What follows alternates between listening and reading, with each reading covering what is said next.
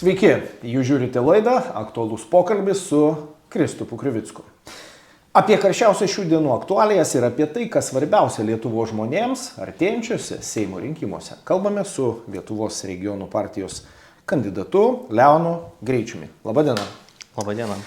Remiantis naujausiais tyrimais, naujausia Lietuvos žmonių apklausa, Lietuvos regionų partijos lyderiai Jonas Pinskus ir Živilė Pinskuvienė yra tarp palankiausiai vertinamų šalies politikų. Gerbiamas Leonai, jūs kaip Lietuvos regionų partijos atstovas dalyvaujate rinkimuose Karšuvos vienmandatėje apygardoje.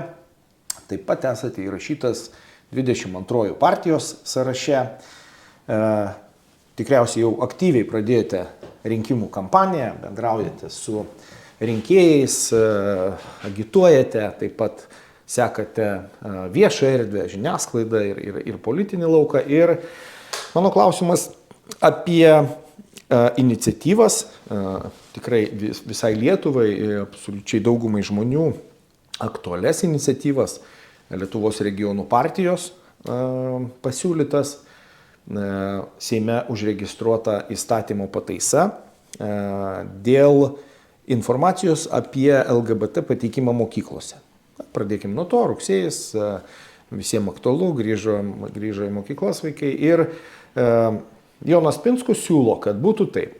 Informacija apie LGBT mokyklose, darželiuose nepilnamečiam teikiama tik gavus raštišką tėvų sutikimą. Aišku, kilo didžiulė oponentų ataka dėl tokios pozicijos.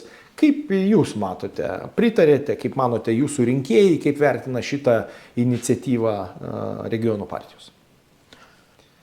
Asmeniškai visiškai sutinku su Jono teiktų pasiūlymų, nemanau, kad tai turėtų vykti mokyklose. Taip pat klausinėjau žmonių, teko bendrauti su tėveliais, kurie mano, kad vaikam yra šiek tiek per anksti apie tai girdėti mokyklose ir nenori ir nereikia, bet mes pradedame gyventi visuomenį, kur galbūt jau taip bus neįmanoma, kad apie tai reikia klausyti, kažkas turi išgirsti. Vis tik turim dvi žmonių kategorijos, kurios dabar yra labai sukivirčintos. Susipriešinusios. Taip. Ir aš matau šitą pasiūlymą kaip tokį viduriuką, kur mes pagaliau galim rasti kažkokią bendrą žemę. Mes galim pradėti bendrauti. Tai jeigu yra žmonių kategorija, kuriai reikia apie tai, jie privalo apie tai, nori apie tai girdėti. Ir yra žmonių kategorija, kurie nenori, negali, nereikia. Mano vaikam to nereikia. Tai tokiu atveju mes pagaliau turim tą tokį viduriuką, kur mes surenkam parašus. Tarsi galima, jeigu pritarė tėvai. Nes juk vaikam atstovauja jų tėvai. Vaikai patys negali pasirinkti. Ir aš dar atkreipiau dėmesį į tokį dalyką, juk mokslas, ugdymas mokyklinis yra privalomas. Lietuvoje, kitaip tariant, vaikai privalo eiti į mokyklą. Taip. Ir jeigu mes jiem primesim šitą informaciją, jie neturi galimybės atsitraukti. Jie negali pasirinkti, jie negali išeiti iš pamokos, tėvai negali niekaip pasirinkti.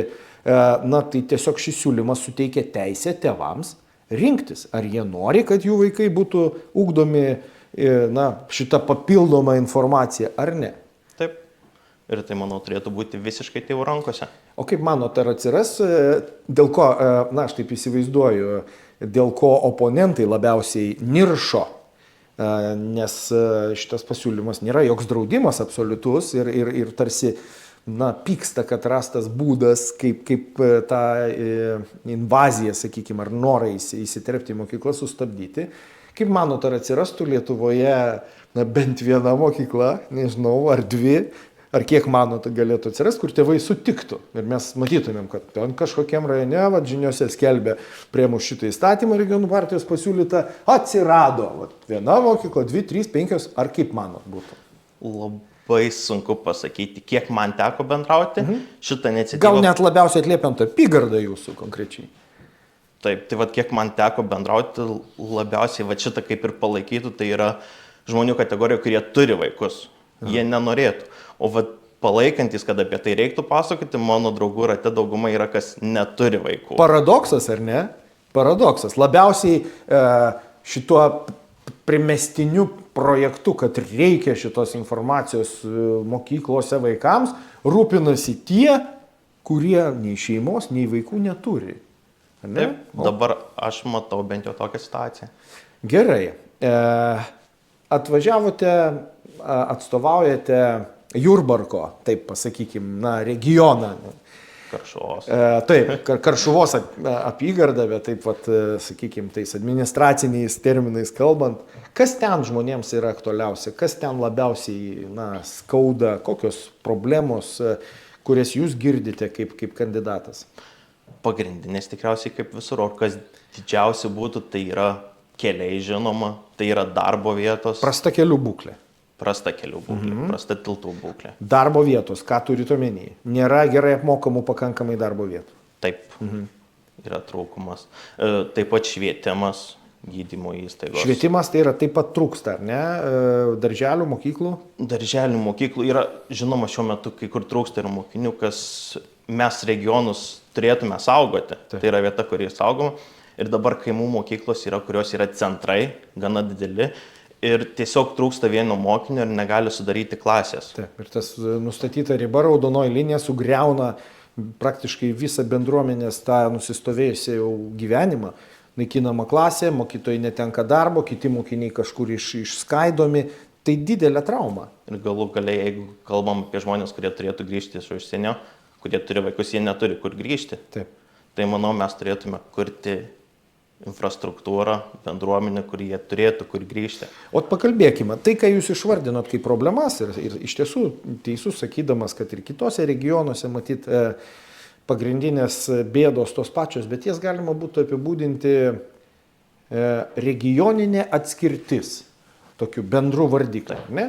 Tai yra, kad gauna mažesnės algas negu centruose, negu didmiesčiuose, Vilniuje ar kažkur tai. Toliau švietimo, gydymo įstaigų, toli paslaugos, banko paslaugos, toli kelių būklė, kaip sakote, ir panašus dalykai. Tai turi ant visos Lietuvos praktiškai yra šita problema užgriuvus, jinai tik gilėja ir tai vadinkim ją regioninė atskirtimi. Ta pabrėžia ir prezidentas ir tai labiausiai akcentuoja, kelia ir savo rūpestį tuo reiškia Lietuvos regionų partija. Yra netgi siūloma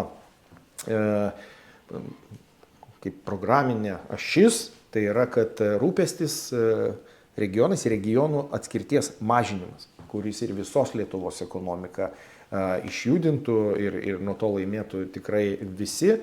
Ir emigrantams grįžti būtų didesnė paskata, nes dabar turim tą paradoksą, kad iš regionų emigravo milijonas žmonių, o grįžti jie neturi kur. Regionuose yra ta atskirtis, o į Vilnių nebelabai yra, nes ten privažiavę imigrantų 200 000 pigios darbo jėgos. Ir mes tokiu būdu atstumėm savo tautiečius, net norinčius grįžti. Ir siūlymas yra steigti regionų reikalų ministeriją. Nereiktų tam papildomų lėšų, nes vietoje energetikos ministerijos, kuri rūpintųsi koncentruotai būtent apie tai, kaip jums atrodo. Ar tai yra reikalinga, svarbi iniciatyva? Taip, tai yra labai reikalinga iniciatyva, nes šiuo metu regionai kaip ir rūpinasi visi, kaip ir rūpinasi niekas. Labai sunku pasiekti tą bendrą poziciją, kaip turi atrodyti. Tai manau reikalingas centras, kuris tikrai būtų nukreiptas darbui į regionus. Jūs kuo užsiimate? Profesija, jūsų veikla? Technologas. Kodėl jūs nusprendėte žengti į politiką, kandidatuoti į Seimą? Kodėl su regionų partija? Tas šiuo metu gal mane labiausiai ir traukia, kad yra toks bendrumas, darbas regionus, darbas su visuomenė, jie bando apjungti taip pat su LGBTQ pasiūlymu, kuris nėra priešinantis, tai nėra, kad priimti statymą būtina, tai nėra, kad drausti sodinti į kalėjimą visus, tai yra toks viduriukas, kur galima suburti visuomenę ir vėl šiek tiek įnešti tos darnos. Jums priimtinos pažiūros? Imponuoja lyderių, sakykime, veikla, jų pasiūlymai, tiek Žvilės, tiek Jono, teisingai suprantu? Taip, tikrai taip. Gerai, tada apie tai, kokius dar pasiūlymus, kokias iniciatyvas kelia regionų partija ir noriu, kad ir jūs atlieptumėt savo poziciją šituo klausimu. Tai yra įtraukusis ugdymas. Sprogo kaip nežinau, kaip kažkokia bomba virš švietimo ministerijos ir sukrėtė taip ministrė ir netgi premjerė Šimonytė. Šitas Žvilės Pinskuvienės sprendimas Širvintų rajone kartu su pasitarus ugdymo įstaigų vadovais, kad tas įtraukio ugdymo projektas, kuris akivaizdu buvo neparuoštas, perskubotas, primestas konservatorių vyriausybės mokykloms, na, kad jo trūkumai ir problemos bus šalinami tokiu būdu. Tai yra įrengtos specialios erdvės, nusamdyti specialistai papildomi ir tie vaikai specialių ugdymo poreikių, kurie yra neprognozuojami elgesio, galbūt netgi turi tam tikrų ir agresijos polinkių ir trikdo pamokos veiklą, mokytojo darbą kitiems mokiniams, na, jais bus rūpinamasi specialiuose tam skirtose erdvėse, be jokios abejonės jie bus mokyklos bendruomenės dalim, klasės bendruomenės dalim, daug veiklų bus integruota kartu, bet ten, kur reikia rezultato, mokytis, kur jie patys nespėja, dėl to nervinas, kyla įtampa, bus taip sprendžiama. Kaip jūs vertinate šitą iniciatyvą, kaip manot jūsų rinkėjai, kaip į tai žiūri? Šitą temą teko bendrauti su klasės padėjėja. Mokyklos kažkurios. Taip, mokyklos vienos klasės padėjėja, kuri man išsakė nemažai problemų, taip pat, kad šitas nebuvo paruoštas, neaišku kas, jau vien, kad... Tai yra tas žmogus, kuris, taip sakyti, tiesiogiai susiduria su ta problema, ją mato, žino ir savo patirtim dalinasi. Taip. Tai labai įdomu. Tai jau vien tas labai buvo įdomu, kad pasakė, kad kiekvieną vasarą šitie darbuotojai pagalbiniai kaip ir yra atleidžiami ir iki pat rugsėjo nežino, ar vėl bus įdarbinti. Čia neįtikėtina, šito net negalėjau... Tikrai išgirdau ir daug žmonių yra, kurie tiesiog nežino, ar bus vėl įdarbinti. Tokia įtampa nuolatos gyvena. Nuolatos įtampa gyvena, kas jau nebūtų. Bet tėvai nekalbant apie žmonės, o apie pačius mokinius vaikus. Tai šiuo metu nėra net jokios atskiros patalpos. Tai yra, jeigu vaikui prasideda kažkoks priepuolis, jis yra nuraminamas koridoriuje. Tokia realybė. Toks va, tas įtraukusis ugdymas primestas. Tai Žvilės sprendimas jis yra pagarbus, orus, su priemonėm, su vieta tam skirta. O kitur tiesiog, aiškiai, kiti rajonai tiesiog tyli kol kas ir kenčia. Ir šitaip sprendžia, ar ne? Tiesiog... Taip. Priversti vesti į koridorių, kad netrikdytų klasės darbo, tie specialūs pedagogai, tos specialių ugdymo poreikių vaikus, tai kaip jaučiasi tas specialių ugdymo poreikių vaikas. Tai jeigu Širvintose jisai, apglėbtas dėmesio, oriai, specialioj, gražioj, sutvarkytoj, jaukio aplinkoje, o čia jis tiesiog į koridorių išvedamas. Ir tai vyksta realiai, matyti, daugumoje Lietuvos mokyklų. Taip. Tai Žvilės tas, sakykime, drąsus, atviras įvardinimas problemos, tai čia turėtų būti kaip pavyzdys, kaip turėtų kitos mokyklos reaguoti. Nesakau, kad sukilti, bet iškelti bent jau šitą temą, taip kaip jūs dabar atsakot. Ar ne? Na ir liko toliau dirba tas žmogus, su kuriuo jūs kalbėjotės, kaip jisai dabar, sakykime, tęsia savo. Šiuo metu dirba. Dirba ir susiduria taip pat su tais specialių poreikių. Ir patalpų nėra. Čia apie kokį miestą kalbam? Ar rajoną? Šiuo metu Jurbarko rajone. Žinau, kad kelios mokyklos. Taip, Jurbarko rajone, ar ne? Ir nėra ten kol kas išspręsta, taip pat yra, kad, reiškia, specialus pedagogas, specialus ugdymo poreikių vaikas ir jeigu kyla kažkoks tai, sakykime, klasėje, nežinau, kibirkštis, jo elgesio kažkoks tai išpuolis, tai tiesiog raminamas koridoriai. Taip. Tiesiog, aš tai sakyčiau, čia yra, skandalinga informacija, kuri, manau, tikrai žinoma, kas dar labiau blogai. Jinai žinoma tiek ministrei, kad taip yra, tiek viceministrui, tiek premjeriai tai pačiai. Bet jie apsimeta, kad tai nesugadintų jiems to projekto pristatymo šventės. Ir Žvilė sugadino. O šitie pavyzdžiai rodo, kad jie yra visoje Lietuvoje taip. Tai kviečiu, tai aš nežinau, kviesčiau čia ir pedagogus, ir specialius pedagogus netylėti, o tą klausimą kelti, kad įvyktų pokyčiai. Ir taip laimėtų iš to tiek patys mokytojai, tiek specialių ugdymo poreikių vaikai, kuriais čia taip rūpinamės, ir visi vaikai. Gerai. Na ir dar į pabaigą mūsų pokalbį einant, dar viena iniciatyva regionų partijos ir Jono Pinskaus aktuali šiuo atveju jau vyresnio amžiaus žmonėms šiek tiek. Tai yra antros pakopos pensijų fondas. Antros pakopos pensijų fondas dabar yra kaip sugrandinę prie būdos pririšęs seniorus, kurie negali atgauti savo santaupų pilnai, gauna labai mažus priedus tik tais dėka tos 20 eurų ten tik tais ar ką. Net ir Konstitucinis teismas nieko ten iš esmės nepasakė, tik tais išskirtiniais ten super ligos atvejais atiduoto. O Jonas Pinskus ir Lietuvos regionų partija siūlo dabar registruoja, prasidėjus Seimo sesijai, įstatymų pataisą, kad be jokių išlygų, sulaukus pensinio amžiaus, jeigu žmogus nori jis gali atsimti visas savo santaupas, be jokių papildomų mokesčių, be jokių baudų ir aišku yra kiti dar siūlymai, bet tokia yra esmė, tai yra išlaisvinti žmonės iš fondų gniaužtų. Kaip žiūrite į šitą pasiūlymą, kaip jūsų rinkėjai žiūri į regione, rajone? Pritariam.